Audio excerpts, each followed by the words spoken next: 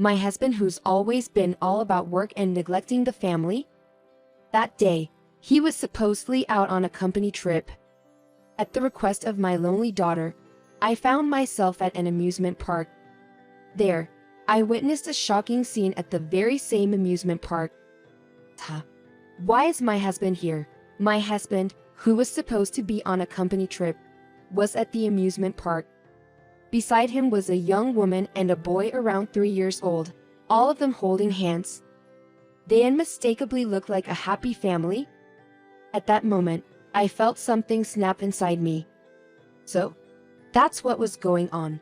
I had my own plans then. I approached them as they started to walk away, and deliberately called out in a cheerful tone from behind. Looks like a fun company trip, doesn't it? My name is Michelle Williams, and I am 38 years old. I'm a working mother, raising my 9-year-old daughter, Emily. I met my husband, Robert Williams, during a group date when we were both single. After 2 years of dating, he proposed, and we got married. Soon after, I became pregnant with our daughter. As 11 years of marriage pass by, the relationship between spouses tends to cool down. Recently, Robert has been promoted at work and has had quite busy days. He often comes home late on weekdays, and working on weekends has become the norm. Sometimes, he even stays overnight at the company. Even on rare occasions when he's home, he's always glued to his computer or phone. Gradually, the conversations between the couple decreased, and Emily began to act distant towards her father. If this continues, our family will fall apart.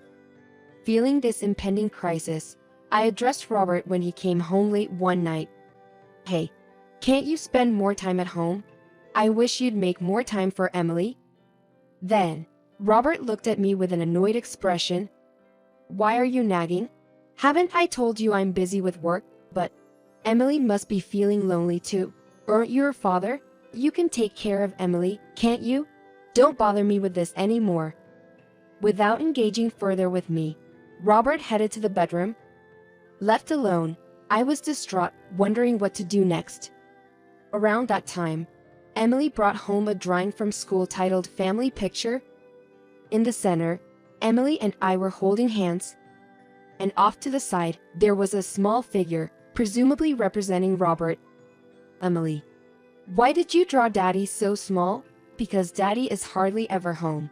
I might have even forgotten his face. Emily told me this with an uneasy look. This can't continue. We need to reclaim our family bond. Seeing Emily's drawing made me determined. That evening, I confronted Robert when he returned home late.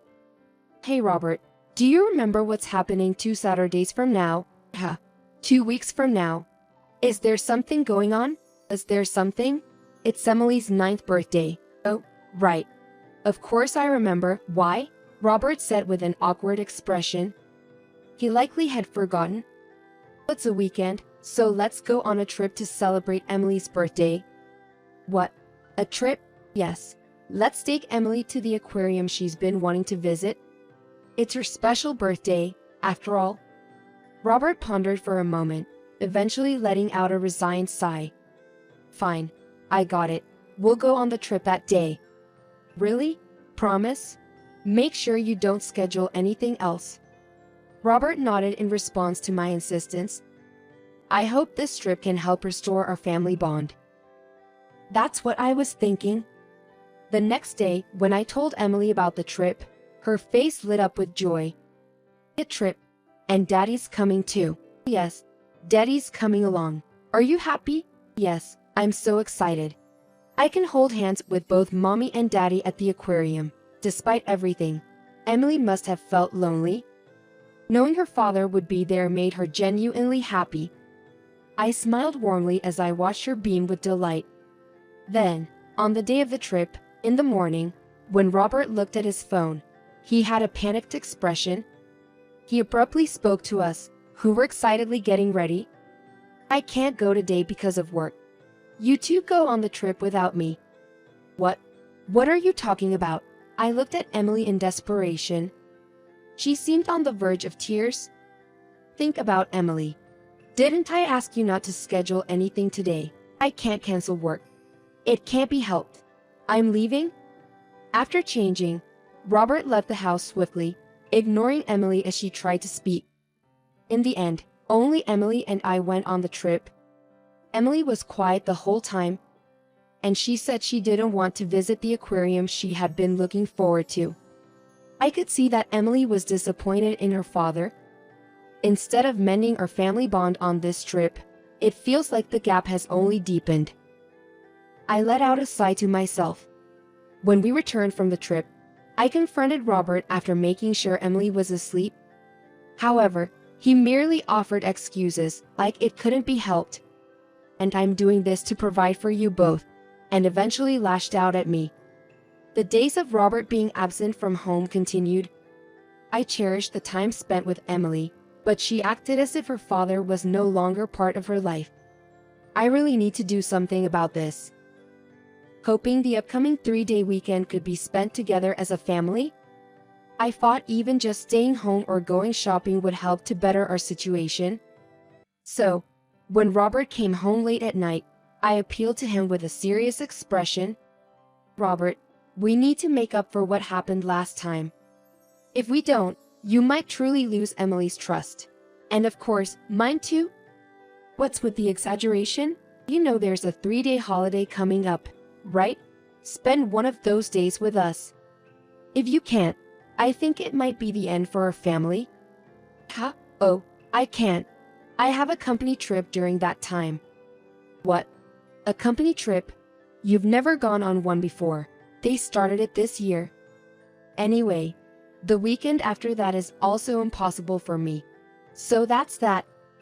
With that, Robert went to the bathroom. Left behind, I wondered if it might be impossible for Robert and I to be a family anymore. As the 3-day holiday approached, Robert unexpectedly initiated a conversation with me.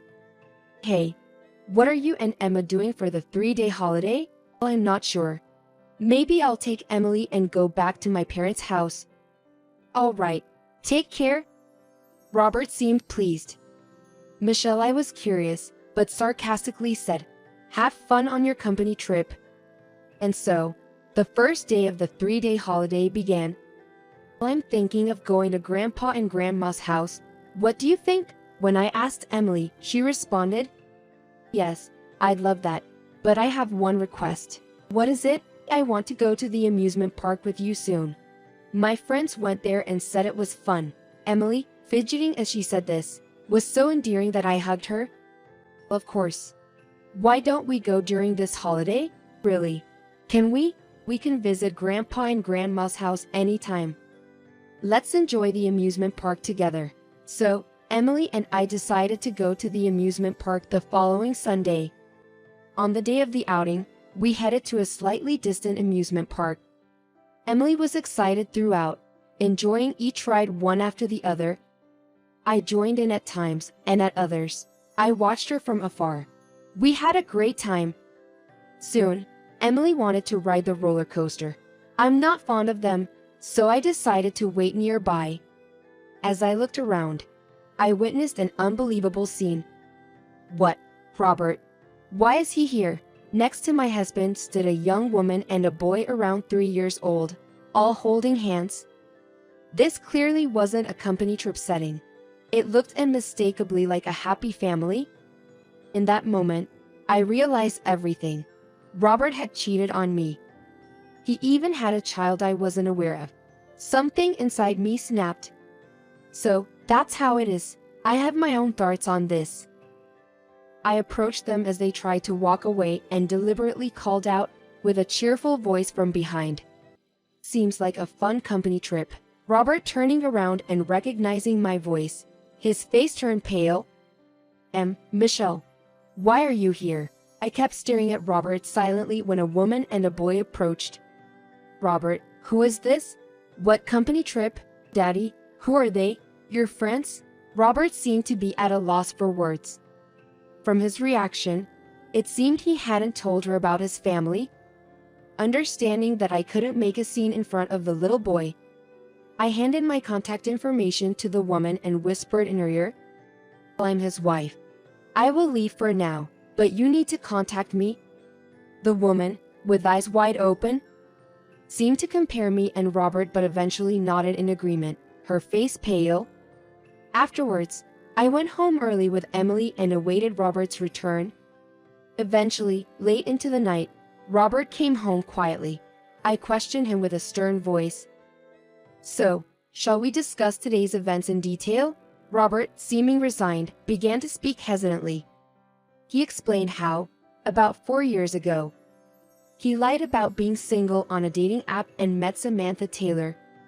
After dating for a while, Samantha became pregnant and, after expressing her desire to have the baby, he began a double life, leveraging the fact that she was estranged from her parents, lying that he too had no family and was in debt, preventing them from getting officially married. After hearing everything, I was in shock and couldn't speak for a while. You dare betray us? How do you plan to make this right? As I glared at him, Robert trembled and prostrated himself. That woman was just a fling. I only love you and Emily. I'll end it with her. Just give me a little time. I see. All right then. So, you're forgiving me. Thank you. Yes. Why don't you go take a bath for now? All right. I will. Thank you, Michelle. Watching Robert head to the bathroom, I dialed a certain number. Soon, Robert, who returned from the bath in high spirits, turned pale once more. Standing there were both me and his mistress, Samantha, side by side. Samantha, why are you here? Michelle, what's going on? Samantha reached out to me before you came home. She said she wanted to talk, the three of us. I was shocked to find out Robert had a family. But I can't deny my own wrongdoing, having even given birth to his child. I'm lost at how to apologize. He says he'll divorce and be with me. But I plan to step back. I want to make things right. Seeing her plead in tears, I realized she, too, was a victim deceived by Robert. And that's when I hatched a plan to give Robert a taste of his own medicine with her. Robert, according to your wife, you told her that you'd break up with me since I was just for fun? That's the exact opposite of what you told me. What's the meaning of this? Samantha interrogated him, but he just mumbled, shrinking back. I let out a heavy sigh. Let me guess, you plan to keep telling each of us what we wanted to hear and continue both relationships. I see right through you. That's. What do you think you're saying? As I shouted, Robert responded with a voice that sounded on the verge of tears. Because I truly love both of you. I don't want to let either of you go. What? How convenient for you. Robert shivered in response. At this point, can't we just maintain the current situation? Both families can get along, and we can all live together. Wouldn't that make everyone happy? I was too stunned to speak when Samantha began to talk. Robert, I asked your wife about your real workplace. It's systems, isn't it? You've been lying to me, haven't you? Samantha, that's. Before Robert could come up with an excuse, Samantha sharply interrupted him. You're aware of N Industries, right? That's one of our major clients.